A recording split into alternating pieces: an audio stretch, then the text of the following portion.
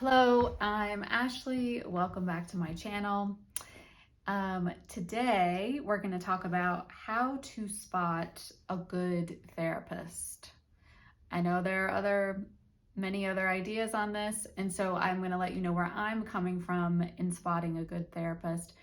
I come at this from a perspective of doing deep emotional work and where you need a strong relationship and a close connected relationship in order to do the work you need to do and to go into the corners of your mind that you're afraid of.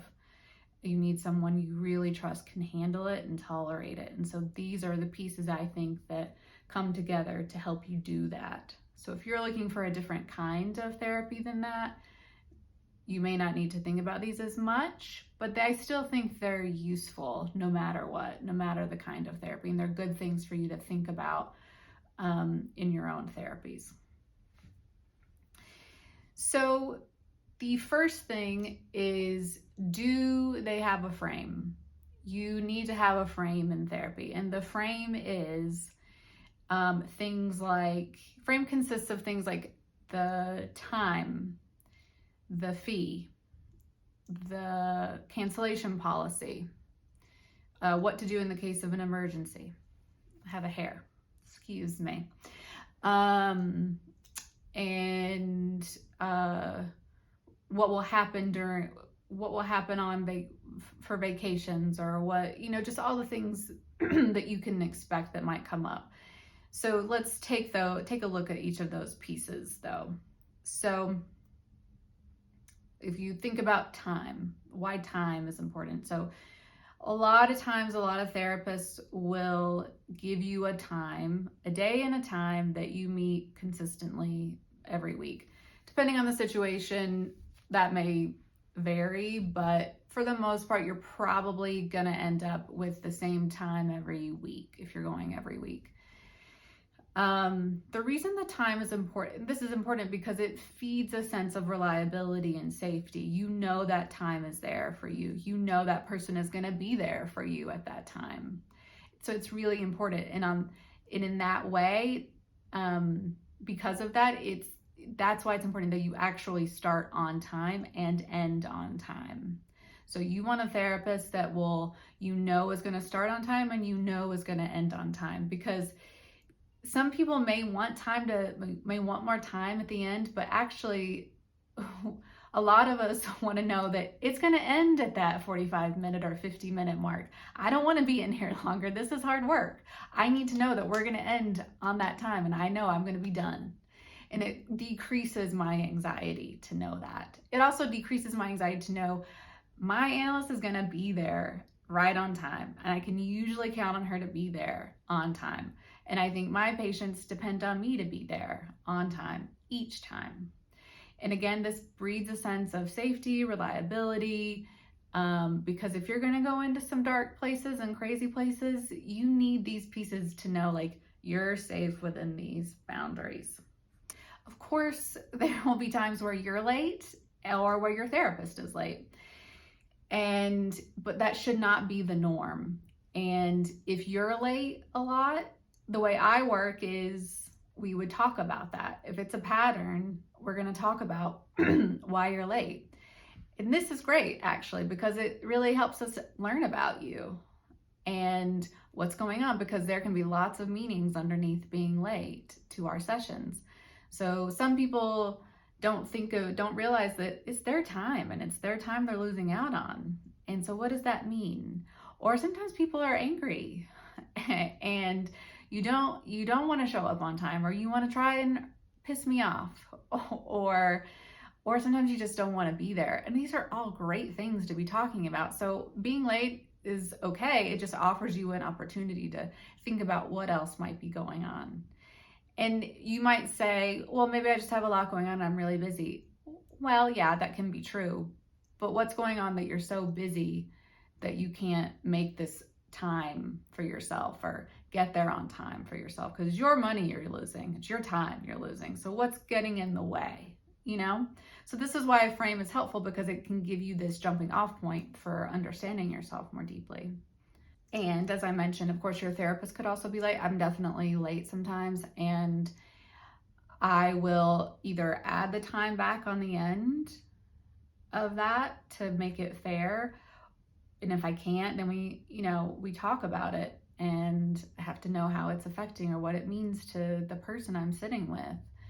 How do they feel about that? Because that can be hurtful. You can interpret it in a million different ways. Some people won't care, won't think too much about it. But it just depends. And so I want to know how it's affecting you too. They should be willing to think about that and talk about that with you if it's bothering you. And if it's not bothering you and they're chronically late, we would think about that too. Why isn't that bothering you? Time is also interesting because I can notice for myself and other people, like in my waiting room, sometimes I just show I show right on time, right at the minute. I have a thing about I don't want to be the chump in the waiting room, waiting and vulnerable for my analyst to come out, But then if I'm really chomping at the bit, sometimes I show up way early because I can't stand it. I'm trying to get in. So you can also think about what arriving early would mean too for yourself. What does it mean? Just think about that. What's going on?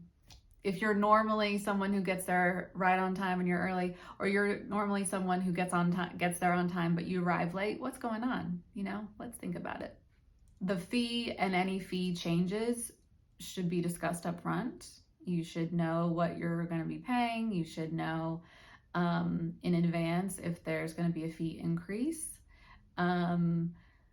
Depending on your situation, that may or may not be flexible. It just depends, but you should just have a clear idea of that so you know what to expect. How you're going to pay for it should be determined up front so that it's not a constant anxiety for either of you. The next thing to think about is you want your therapist to listen more than they talk.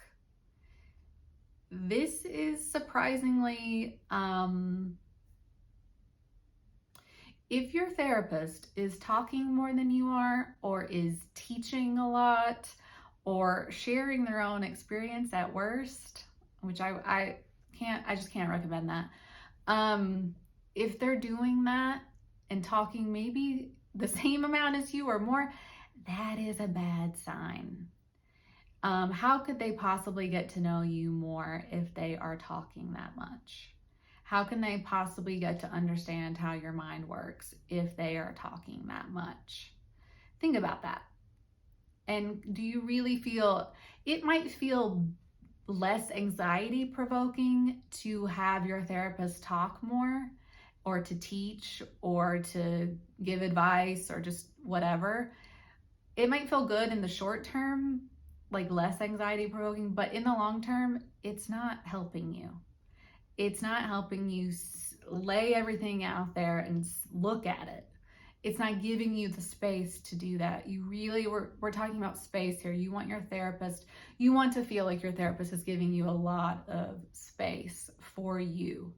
Not abandoning you in that space, but giving you space where you can look at what's going on. And they're not, you don't want to feel like they are only listening just to say the next thing. You want to feel like they're really listening to everything you're saying, and they're changing how they're responding based on that. They haven't already determined who you are, or labeled you with something that doesn't feel right. And you want to feel like if you tell them, no, that's not right, that they would say, oh, okay. And they would listen to that. You need to feel mostly like there's space for you and like they are staying with you. The reason why this is also important is because a good therapist is going to be listening for the conscious content of what you're saying, so tracking everything that you're saying about what's going on, but then also listening for what's underneath what you're saying. What aren't you saying? What are the connectors that aren't being talked about? And listening for just the unconscious communication.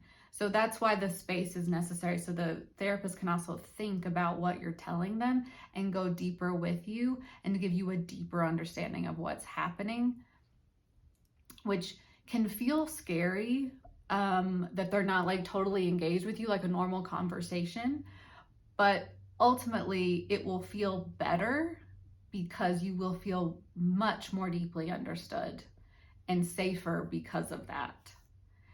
I know it seems counterintuitive, but I really have found this to be true for me and for my patients. The next one is you need to feel like your therapy time is yours to do with as you wish. You can bring in whatever you want, talk about whatever you want. It's your agenda. And so you start it. You set the tone. You go where you want to go, and your therapist goes with you. That doesn't mean that your therapist might not point out something that takes you in a slightly different direction than what you thought, because it's you're communicating something underneath that you weren't aware of, but you should feel like you can come in and direct it however you want to direct it. What this helps you see and feel is your own autonomy. You want to feel more closely connected to your own sense of control over what you look at or what you don't look at. And so you have control whether you show up for the session or don't, and you have an absence that day. And, that you can do that. You can make that choice, and you're not like going to get in trouble for it, but you might need to talk about it. And why did you feel the need to be absent that day? What was going on? What was getting in the way? It's up to you. Overall, it should just feel like it's up to you, but it can all be talked about. The next one is, it should be clear that your therapist is not your friend. And while you may both feel like you wish you could be friends, it should not feel like a friendship. It is not. It is, both of you could have very caring and loving feelings toward each other, but it should feel clear to you that this is a professional relationship. This again goes back to safety. You need to know that this person is confined in their role, and you can expect them to be in that role and not get out of it. No matter what you throw at them, you need to know that that person can handle it and stay in their role. If you have someone that you need to come in and be furious at, you need to know that person can stay in that role and tolerate it and not get upset like a friend would, not have their own feelings on display and like mucking up the space like a friend would. You need to know that you can do that. You need to know that they can tolerate you and have their own boundaries. If your therapist can't communicate that they have their own boundaries, how are you going to have your own boundaries? I mean, I think that would be really difficult to do. So on that note, there should be no sexual relationships. Again, you might have feelings toward your therapist that are sexual. That's okay. You can talk about them, but it should never be acted on. You can do whatever, but your therapist should never act on it. That should never happen. Just to be clear. Again, very clear boundaries. But again, everything can be talked about and worked with, but not acted on. As a therapist, we're trying to help you learn how to think and talk about what's going on rather than act it out. It's so important. And this again is why it's important to have that frame. Because if you have a good enough frame, you know that you can say whatever, feel whatever, and it's going to be okay. It's going to be contained, and you get to go back to your life after that, and everything's going to be fine. On that note, you should feel like you can talk about your relationship with your therapist. So if she or he is bugging you in whatever way, you should feel like you can talk to them about that and see what's going on, see what's up. Let's think about it. Let's get into it. I mean, that's the juiciest stuff right there, is when you can talk about the relationship and what's happening between you. That's the good stuff. And that might take a long time to develop, and you might take a long time to trust that you can do that, but that's the good stuff. That's where you want to go. And again, you need the frame in order to get to that point. The last thing I want to touch on, and I've kind of said this in other ways, but you should feel understood. And my wish is for everyone to go to therapy and feel deeply understood. And your therapist should be able to hear anything you say and work with it in some way and not retaliate, not have to do something about it, but they should help you feel understood, like metabolize it and give it back to you. So in a lot of literature, this is called like detoxifying it and giving it back in a more palatable and manageable form so that you can go on and like feel a little bit better about yourself. Take all that bad stuff, get it out, and help someone think with you differently about it. And so you can take it back and own it about yourself in a way that doesn't feel so bad, you know? If your therapist is too quick and steps over your like deep feelings and your sad feelings or hurt or whatever it is, and is too quick to reassure you or give you a tool or a coping mechanism, whatever it is, like if they're too quick to do it, it's like they're stomping on your feeling and they're not giving enough space for it, and they don't, which is really their way of not having to feel it with you. So you're feeling their block in what they can't feel in themselves. So just monitor that. Your feelings you should feel like you can have whatever feeling and your therapist is going to be okay. If you find them like comforting you too much, that's because they are uncomfortable and they haven't done that work in themselves, and you really want someone who can tolerate more. Okay? So that's all I have for today. Of course, as always, I would love to hear any thoughts, questions, feedback you have for me, any topics you'd like me to cover. My information is in the box below.